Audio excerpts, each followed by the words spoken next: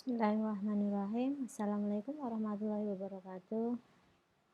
Bertemu lagi dalam praktikum flebotomi. Ya, kali ini kita belajar tentang teknik, di mana teknik-teknik apa yang harus kita lakukan ketika kita sedang menjalankan proses flebotomi. Seperti kita ketahui bahwa flebotomi adalah suatu cara mengeluarkan darah atau kita cara mendapatkan darah dari dalam tubuh seseorang, di mana sampel tersebut nantinya akan digunakan untuk monitoring atau diagnosa penyakit oleh dokter. Nah, di sini diperlukan oleh SDM atau seorang analis atau seorang pengambil darah atau flebotomis yang mempunyai skill dan diperlukan pengetahuan yang baik tentang flebotomi. Nah, kali ini kita akan melakukan flebotomi menggunakan vakutenal, di mana nanti kita akan belajar bagaimana cara memasang holder dengan needle, bagaimana cara menusukkan ke pasien, ya, bagaimana cara tabung vaktub ini ditusukkan ke jarum yang sudah menempel di tubuh pasien, sehingga nantinya kita dapatkan sampel yang berkualitas.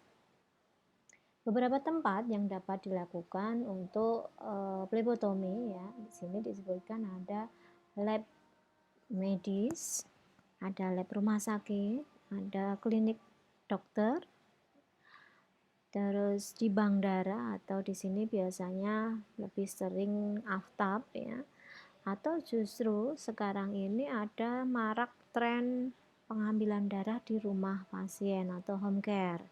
Nah, penting bagi seorang flebotomis untuk mengetahui teknik-teknik dalam pengambilan darah yang tepat supaya aman bagi pasien dan bagi pengambil darah, serta darah yang diambil pun dengan kualitas yang baik.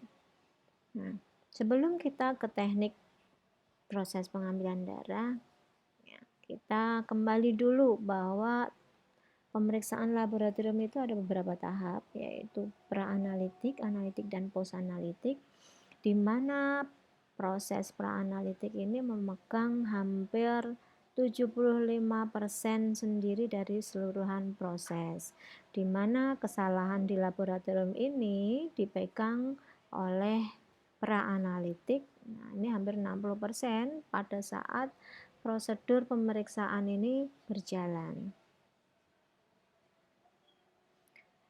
Kesalahan apa yang ada di pra-analitik? Nah, ini dicontohkan pada saat persiapan pasien. Apakah pasien puasa atau tidak, lama puasanya adekuat atau tidak, atau aktivitas fisik yang dilakukan pasien ini masih bisa diterima atau tidak, atau pasien boleh mengkonsumsi obat-obatan atau tidak. Nah, apabila tidak memenuhi persyaratan, maka proses persiapan pasien ini tidak bisa dilanjutkan ke dalam proses pengambilan darah. Contoh lain, pada saat pengambilan sampel, nah, kesalahan apa yang bisa terjadi? Nah, kesalahan pada saat mengisi tabung. Apakah tabung yang digunakan benar atau tidak, volumenya sesuai atau tidak, cara pengambilan darahnya benar atau tidak, atau mungkin sampel yang terambil apakah perlu disimpan. Nah, jika perlu disimpan, apakah penyimpanannya ini benar atau tidak. Kemudian dilanjutkan dengan proses identifikasi. Kesalahan apa yang bisa terjadi di sini pada saat darah ini diambil dari seorang pasien, ya, identifikasinya apakah benar atau tidak. Jadi mamanya yang dipanggil Tuan Bejo. Nah, yang datang Tuan Bejo Waluyo, padahal di situ ada nama dua orang, namanya Bejo sama Bejo Waluyo. Nah, yang datang bukan orang yang tepat. Nah, di sini ada peluang terjadi kesalahan dalam identifikasi pasien. Nah, seumpamanya sampel yang pasien yang kita tanyain itu sudah betul, apakah pelabelannya sudah benar. Nah, ketika melabeli pun perlu diperhatikan. Di sini ada peluang terjadi kesalahan dalam pelabelan, ya. Tadi kita mamanya menulis labelnya sudah banyak gitu, yang kita tempelkan bukan label yang seharusnya. Nah, ini bisa menyebabkan kesalahan. Terus penamaan ID pasien, ya, tanggal dan waktu pengambilan harus tercatat. Kalau tidak tercatat, dikhawatirkan nanti akan menyebabkan kesalahan dalam proses persiapan sampel. Kenapa mutu praanalitik ini penting, ya? Karena untuk mutu yang baik diawali oleh praanalitik yang baik, di mana mutu praanalitik ini didukung oleh beberapa komponen. Di sini disebutkan persiapan pasien itu sendiri, terus SDM yang mengambil darahnya ahli atau tidak, protap kerjanya betul atau tidak, persiapan alatnya lengkap atau tidak, atau penanganan spesimennya tepat atau tidak. Bahkan justru di situ ada prosedur keselamatan kerja atau tidak, keselamatan kerja, keselamatan untuk pasien atau keselamatan untuk petugas. Nah, ini semuanya mendukung mutu praanalitik.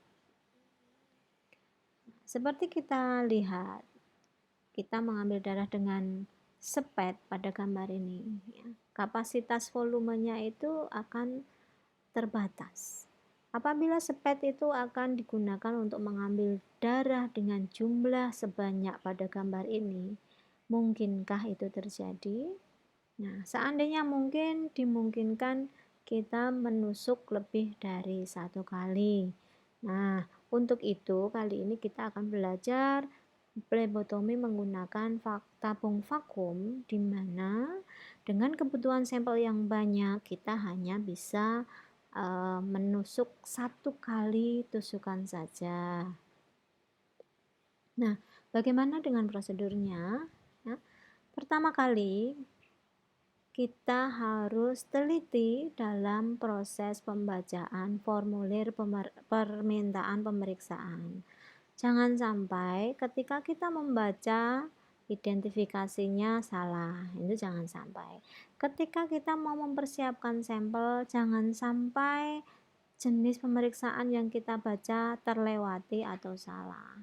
Ini dicontohkan, di sini adalah ureum, kreatinin, asam urat, HDL, LDL. Yang diminta adalah sampel dengan tanpa antikoagulan. Artinya yang kita pakai adalah tutup merah, karena sampel yang digunakan nantinya adalah serum. Jangan sampai tabung yang kita gunakan adalah tutup ungu. Karena apa?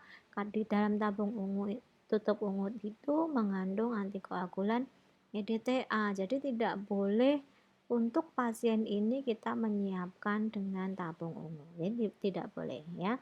Di sini hanya tabung merah dan tabung urin. Oke. Berikutnya, untuk identifikasi pasien, ya. Untuk meminimalkan kesalahan ketika identifikasi pasien, hal yang bisa kita lakukan adalah sebagai berikut. Jika pasiennya adalah rawat jalan, di mana pasiennya masih sehat, masih kemungkinan untuk ditanyai dan menjawab sendiri itu menjawab sendiri. Nah, itu sebaiknya tanyakan langsung pada pasien. Untuk jenis pertanyaannya jangan sampai mendorong pasien menjawab iya atau tidak, itu jangan. Tanyakan secara aktif, mamanya begini, nama lengkap Bapak siapa? Jadi pasiennya cenderung akan menjawab nama lengkapnya secara detail. Nah, yang kedua, apabila pasien dirawat inap, mamanya pasien dirawat inap ini kecenderungan adalah pasien yang kondisinya lemah, atau mungkin seandainya ditanya pun menjawabnya juga seperlunya. Nah, bagaimana kita menyiasatinya supaya kita tidak salah dalam identifikasi? Kita lihat gelang identitasnya. Nah, di sana ada informasi tentang identitas pasien secara lengkap. Dan apabila pasien tidak sadar atau tidak dirawat di rawat inap. Bagaimana cara kita mendapatkan informasi identitas ya? Jadi tanyakan kepada perawat yang menangani sebelumnya atau keluarga yang menunggui. Jadi ini beberapa hal yang harus kita lakukan, mensiasati bagaimana mengidentifikasi dengan benar dan menghindari kesalahan. Nah, ini contoh gambar identifikasi menggunakan gelang. Nah, ini disebutkan nama, usia, laki-laki perempuan, ya, dengan nomor ID berapa, dan sebagainya. Nah, langkah berikutnya, sediakan peralatan sebelum kita melakukan pengambilan darah. Nah, ini dicontohkan di sini plester, tourniquet, holder, needle, alkohol swab, kasa steril, tangan kiri memegang FPP, di mana di situ tersebut jenis pemeriksaan sehingga kita bisa mempersiapkan tabung apa yang harus disiapkan. Ketika kita sedang memilih jarum yang akan digunakan, ya, sesuaikan jarum itu dengan kondisi vena. Jadi venanya mamanya kecil, maka pakai lubang jarum yang kecil. Jika venanya lebar, besar, pakai jarum dengan volume yang lebar sesuai dengan kebutuhan. Nah, di sini ada pilihan gauge atau lubang jarum di mana disebutkan di sini jika gauge-nya kecil, maka lubang jarumnya adalah besar. Ya, diameter lubang jarumnya besar. Ini berkebalikan ya. Jika ukuran gauge-nya besar, maka semakin kecil diameter dari jarumnya. Ini dicontohkan 16-18 itu digunakan sebagai jarum blood donation atau donor darah, dimana kita ketahui jarum untuk donor darah itu lubangnya besar ya. Untuk needle 23 ini digunakan juga untuk berbagai macam. Jadi mamanya untuk dewasa ini diameternya adalah 1 sampai setengah inch ya. Sedangkan untuk anak-anak atau bayi ya, biasanya dipakai untuk butterfly, dia adalah 0,5 inch, semakin kecil. Sedangkan tabung yang akan kita gunakan ini bermacam-macam. Ini sudah sesuai urutannya ya. Tetapi nanti untuk prakteknya kita tidak akan sebanyak ini. Jadi ini dicontohkan urutan pertama yaitu tabung atau botol mikrobiologi. Yang kedua ini dua-duanya ini nantinya hasil sampelnya adalah serum spesimennya. Di sini ada clot aktivator dan di sini tidak ada antikoagulannya, tapi tutup biru tua dan di sini kuning tutup hitam. Ini produk yang dihasilkan adalah serum. Berikutnya adalah tabung dengan tutup biru muda. Isinya adalah natrium sitras 3,2%, di mana di sini digunakan untuk pemeriksaan koagulasi. Beda antara biru yang ini dan yang ini adalah volumenya saja. Biasanya ini untuk volume lebih banyak antara 3 sampai 4 mili, sedangkan ini 2,7 mili aja. Nah, berikutnya tabung tutup merah, di sini no aditif atau tidak ada antikoagulannya. Produk yang dihasilkan adalah serum. Untuk yang biru muda tadi, produk yang dihasilkan adalah plasma sitras untuk pemeriksaan koagulasi. Yang tutup merah untuk pemeriksaan kimia serologi, produknya juga serum. Untuk tutup kuning, ini produknya adalah serum tetapi menggunakan gel. Jadi gelnya nanti ketika sudah dapat darah dihomogenkan, gelnya akan menjadi separator atau pembatas antara serum dan darah, sel darah, sehingga ketika terguncang dia tidak akan mencampur lagi. Istimewanya yang kuning seperti itu. Produknya adalah serum. Kegunaannya untuk pemeriksaan kimia klinik dan serologi. Tabung berikutnya adalah tabung tutup hijau. Isinya adalah lithium heparin, di mana ini untuk pemeriksaan tertentu seperti pemeriksaan CKMB, ya, pemeriksaan untuk faal jantung, ya, biasanya pakai heparin. Terus dilanjutkan untuk pemeriksaan tutup lavender atau ungu.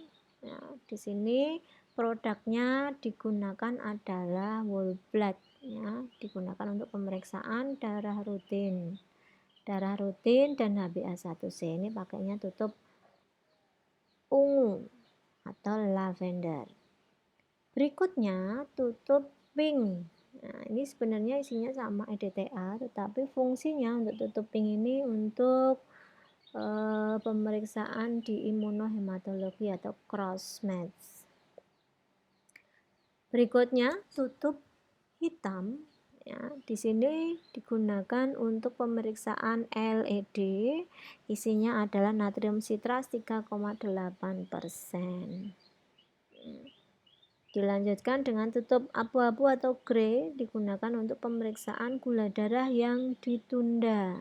Ya, artinya di sini pemeriksaan gula darahnya itu tidak segera diperiksa, dengan catatan gula darah itu kan sangat-sangat mudah turun. Nah, supaya tidak turun terlalu banyak apabila terjadi penundaan pemeriksaan, maka dimasukkan ke dalam tutup tabung berwarna grey atau abu-abu. Nah, ini untuk urutannya direkomendasikan sesuai dengan gambar tersebut, ya. Nah, hal yang perlu dilakukan, ya, setelah kita melakukan persiapan alat, ya. Sekarang persiapkanlah dulu pasien yang akan diambil darah. Dengan cara apa? Ya, pastikan pasien nyaman di kursi sampling atau di bed yang sudah disediakan, ya. Jangan sampai tidak nyaman atau mungkin bisa berpotensi jatuh, itu dihindari. Perkenalkan diri Anda dan jelaskan mengapa atau apa yang akan Anda lakukan. Jadi, kalau sudah kalian jelaskan siapakah Anda dan Anda itu mau ngapain, nah, si pasien ini akan merasa lebih tentram, lebih damai. Karena apa? Karena saya ditangani oleh orang yang tepat. Dan tanyakan kepada pasiennya apakah dia gugup, apa pernah memiliki masalah dengan plebotomi sebelumnya, ya, ditanyakan. Umpamanya dia punya riwayat diambil darah gagal 3 kali. Nah, ini sebagai warning supaya kita berhati-hati dalam proses pengambilan darah, sebisa mungkin tidak terjadi kegagalan.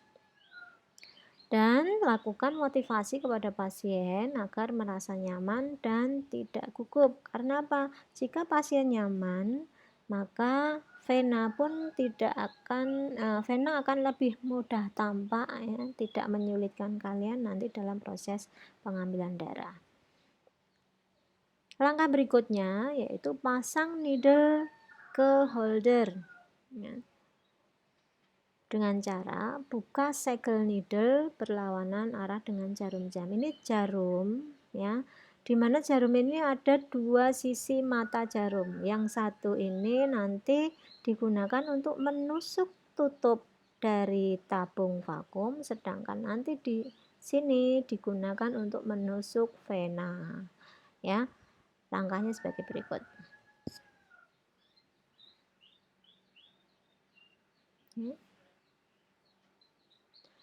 Nah, langkah berikutnya, pasang tourniquet kurang lebih 7-10 cm dari lipat lengan. Tidak perlu memakai alat ukur apapun, ya. Kita kira-kira aja 3 atau 4 jari kita dari lengan pasien. Nah, perhatikan untuk pemasangan tourniquet jangan lebih dari 1 cm. Karena apa? Jika terlalu lama akan menyebabkan Hemokonsentrasi atau peningkatan kadar substrat di mana nanti akan merubah hasil laboratorium. Dan jika melepas turniket, sebaiknya turniket dulu dilepas baru jarum.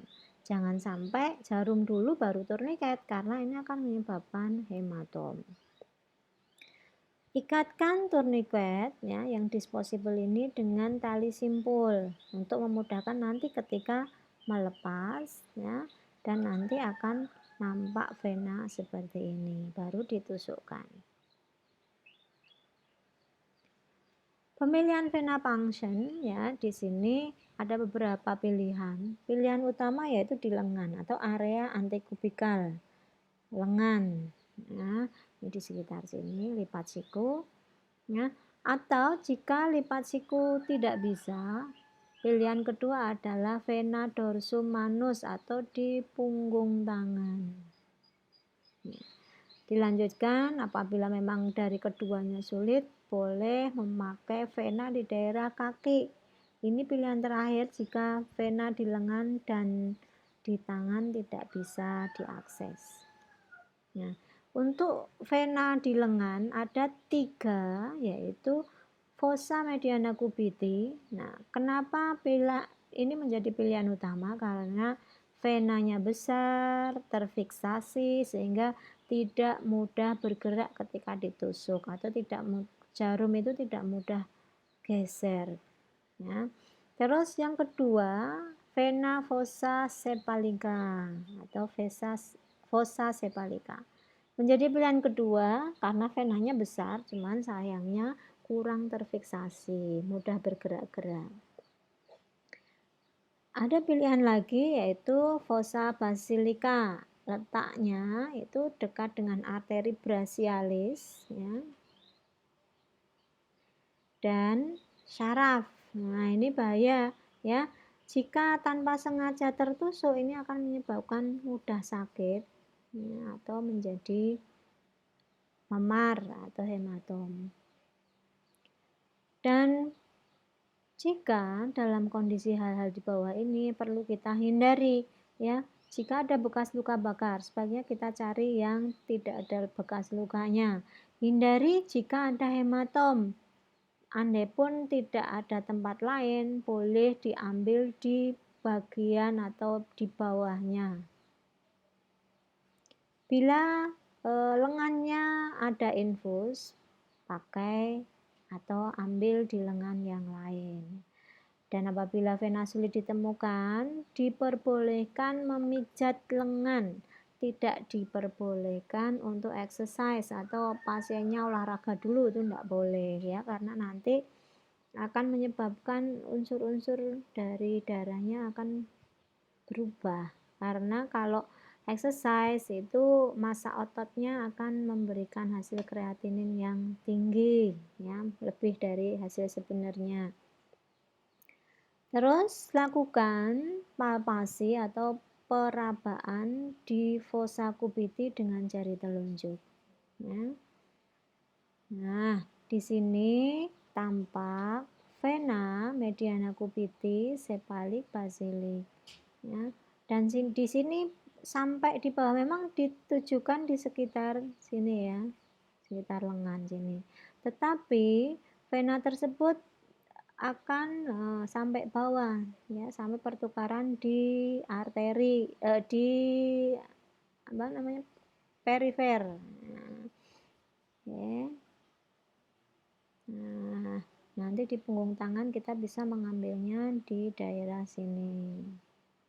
Nah, untuk cara perabaannya atau palpasinya gunakan ujung telunjuk. Nah, seperti contoh ya, mediana cubiti yang tadi itu sepalik dan di sini adalah basilik.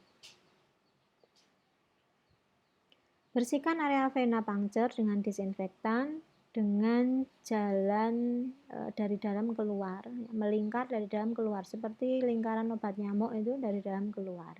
Biarkan kering dengan sendirinya, tidak boleh ditiup atau dikipas-kipas.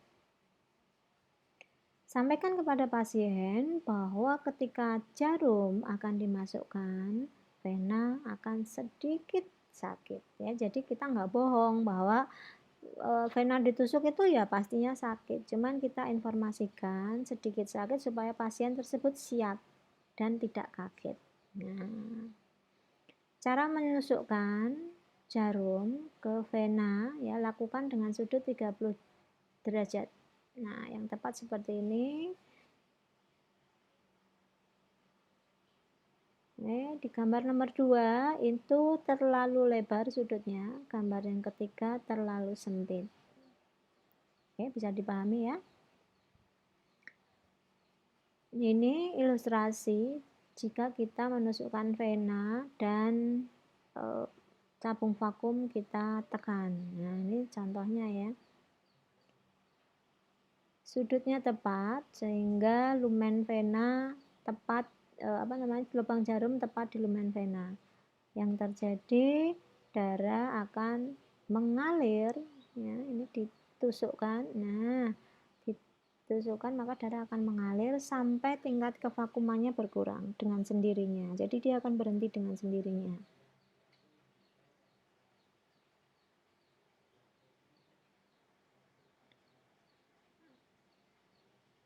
Apabila sudut penusukan terlalu sempit, yang terjadi adalah vena yang tadinya kita bendung melebar, dia akan mengempes atau kempis sehingga vena tadi, dinding venanya akan menutupi dari permukaan jarum.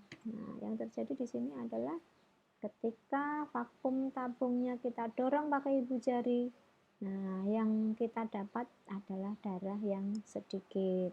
Dia berhenti karena lubang jarum ini akan tertutup oleh dinding vena sehingga darah tidak bisa mengalir. Apabila kita mengambil di vena yang melengkung, ini yang terjadi, ilustrasinya seperti ini ya. Nah, ini juga akan menutup lubang jarum. Yang terjadi darah yang terambil cuma sedikit. Nah, jika yang terambil adalah sudut yang terlalu sempit, nah ini darah akan keluar dari dinding vena. Dia berada di bawah kulit sehingga menyebabkan hematom. Nah, darah yang terambil darah yang mana ini? Nah, ini adalah darah yang sudah keluar dari vena. Nah, biasanya darah yang terambil di sini adalah darah yang lisis. Nah, jadi tidak bisa. Sudah lisis, pasiennya hematom. Ya, jadi jangan sampai sudutnya lebih sempit. Nah, jika hal-hal kesalahan tadi kita lakukan, kemungkinan yang terjadi adalah hematom ya, tadi dijelaskan sudut terlalu sempit sehingga darah keluar di permukaan vena dan di bawah kulit, atau membendungnya terlalu kuat dan lama sehingga nantinya menjadi hematom, darah hemokonsentrasi, dan apabila eritrositnya pecah maka sampel yang terambil akan lisis. Ini eritrositnya pecah.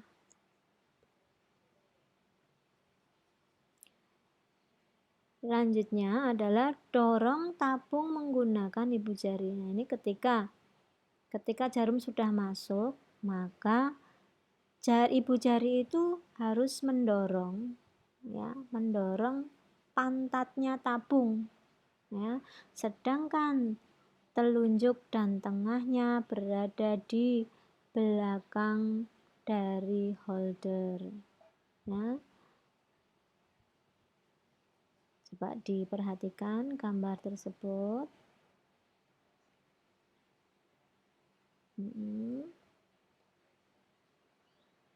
Nah, dengan begitu darah akan mengalir ya. Saya ulang lagi.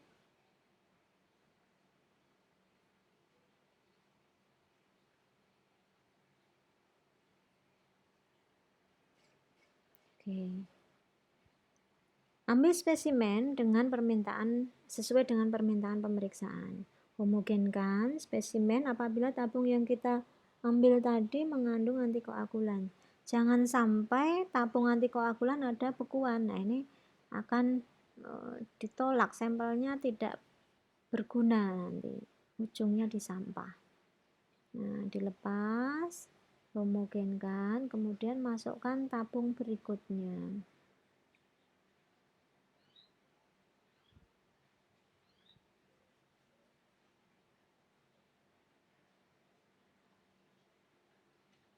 Nah, perlu kita perhatikan ketika mengambil darah, urutan tabung itu penting. Jadi yang pertama culture, yang kedua koagulasi, 3 non-aditif, ketiga EDTA, 4 EDTA, 5 heparin, dan seterusnya. Prinsipnya tadi supaya antikoagulan yang kita ambil tidak mencemari sampel berikutnya. Jadi dicontohkan, mamanya butuh pemeriksaannya koagulasi dan gula darah mamanya. Koagulasi itu butuhnya tabung biru, sedangkan gula darah butuhnya tabung merah, berarti biru dan merah. Nah, bagaimana kita mengambilnya? Apakah kulturnya juga perlu diambil? Nah, ini tidak perlu. Jadi kita hanya perlu mengambil koagulasi dan non-aditif, ya. Nah, perlu dicatat bahwa pemeriksaan koagulasi itu tidak bisa menggunakan sampel yang baru pertama kali. Artinya apa? Pertama kali ditusukkan di jarum itu kan mengandung jaringannya pasien. Nah, jaringan tersebut bisa menyebabkan pemeriksaan fibrinogen, hasilnya bisa memanjang. Nah, hal tersebut bisa diakali dengan bagaimana? Koagulasinya tabungnya 2, yang pertama nanti tidak dipakai, yang kedua dipakai untuk pemeriksaan. Baru dilanjutkan dengan yang warna merah. Nah, oke. Terus langkah berikutnya, kendurkan turniket dan tarik jarum dengan menempatkan kain kasa, tekan lembut di daerah tusukan. Pastikan tangan pasien rileks dan bekas tusukan itu ditekan selama 1-3 menit untuk menghindari kebocoran darah atau darah mengalir lagi dan hematom. Baru setelah darah yakin tidak keluar, boleh diplester. Jangan melipat siku karena di sini akan menyebabkan risiko hematomanya meningkat, ya. Ini dicontohkan.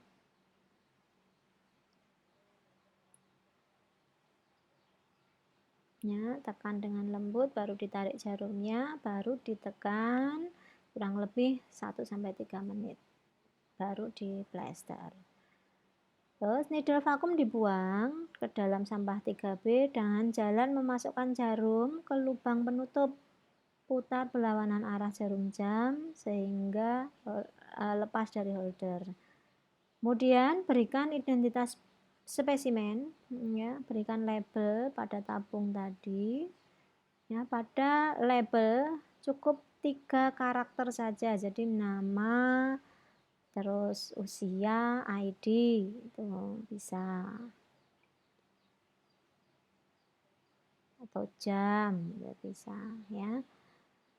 Terus spesimen dikirim ke laboratorium segera bersama dengan FPP-nya tadi, form permintaan pemeriksaan tadi, ya, secara terpisah, ya. Jadi jangan dijadikan satu plastik, nanti seumpamanya tabungnya pecah nanti FPP-nya bisa terkontaminasi, ya, jadi nggak kepake semua nanti. Oke, berikutnya, apa yang terjadi jika jarum dilepaskan dari vena? Ya, akan terjadi vasokonstriksi di mana vena tersebut akan mengkerut. Ya, jika mengkerut, maka lubangnya pun juga akan mengecil dan terjadi adesi di mana trombositnya mulai menempel di lubang. Setelah menempel, akan terbentuklah benang-benang fibrin di mana nantinya akan menjadi agregasi atau menjadi sumbat luka. Nah, ini trombositnya mulai nempel di mana venanya mulai mengkerut, mengecil.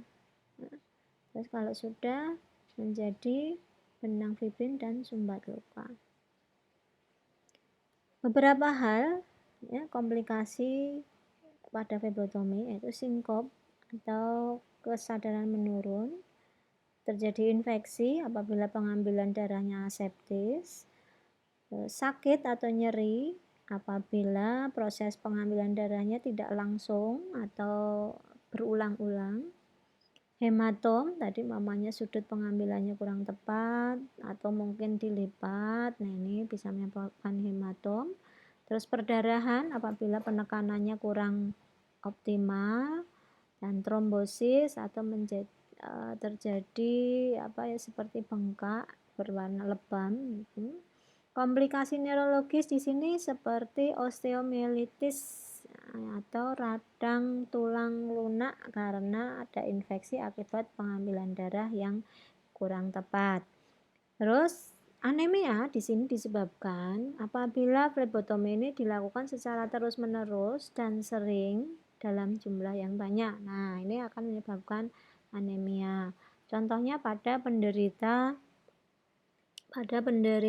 talasemi di mana setiap periode dia harus diambil darah untuk proses pratransfusi. Nah, di sini akan menyebabkan anemia.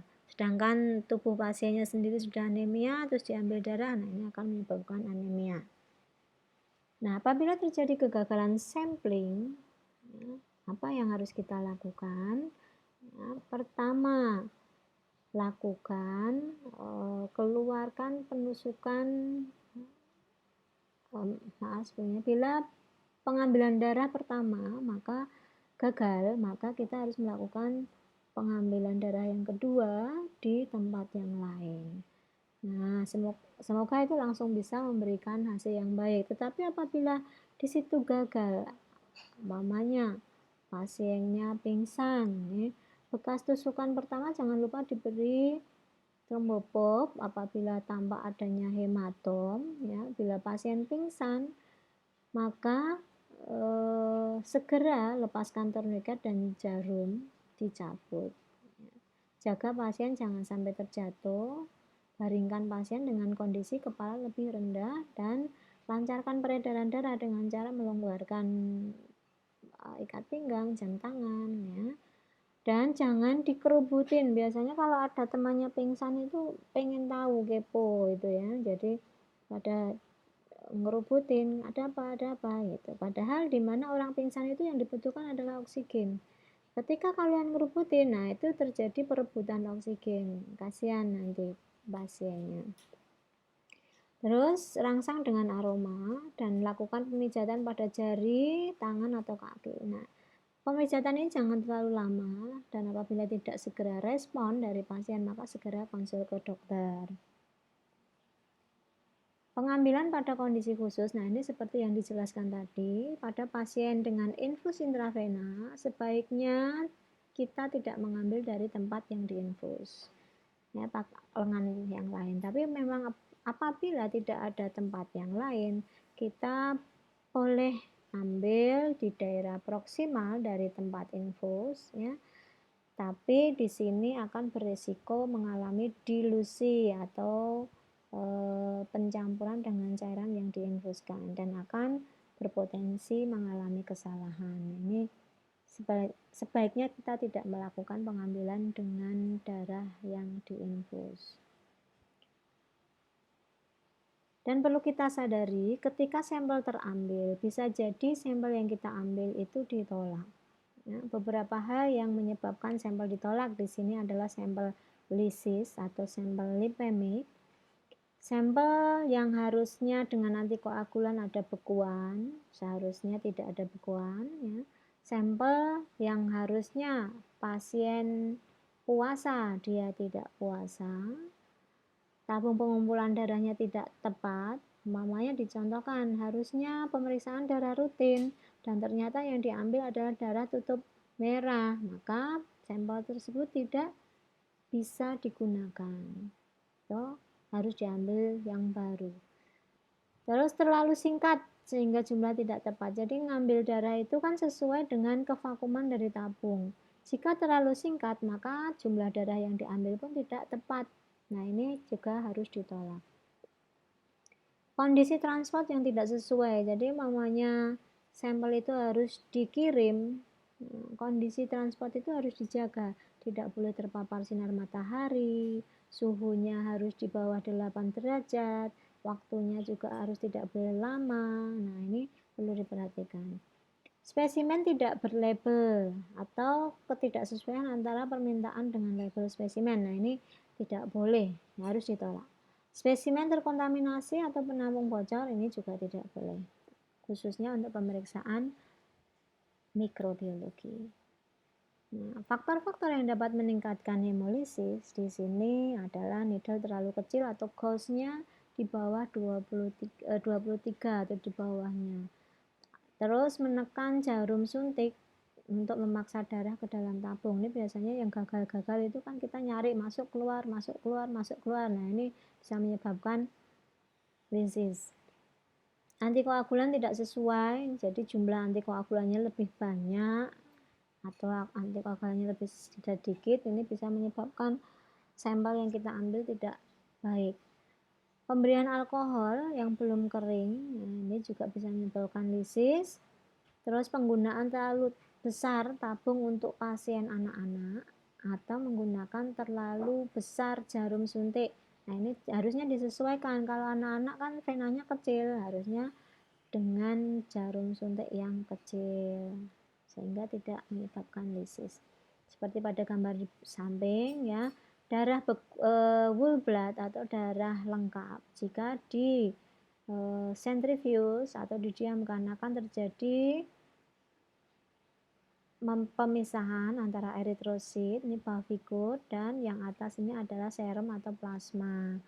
Ya, untuk serum normal seperti minyak goreng yang masih baru, jernih keemasan. Sedangkan untuk yang sampel hemolitik atau lysis, serum tersebut terjadi kemerahan.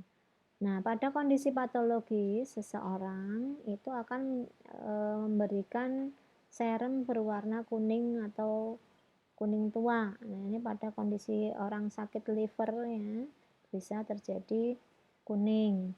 Atau pada sampel lipemik, di mana lipemik itu sampelnya mengandung zat lemak yang sangat tinggi sehingga serum seperti susu.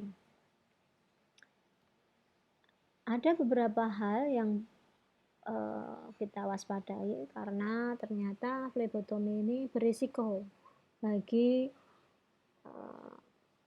petugas, di mana petugas bisa saja tertular berbagai penyakit seperti HIV, sifilis, hepatitis ABC ya, dan infeksi bakteria. Jadi harus berhati-hati, taati prosedur pengambilan darah dengan baik, pakai APD yang baik dan benar ya.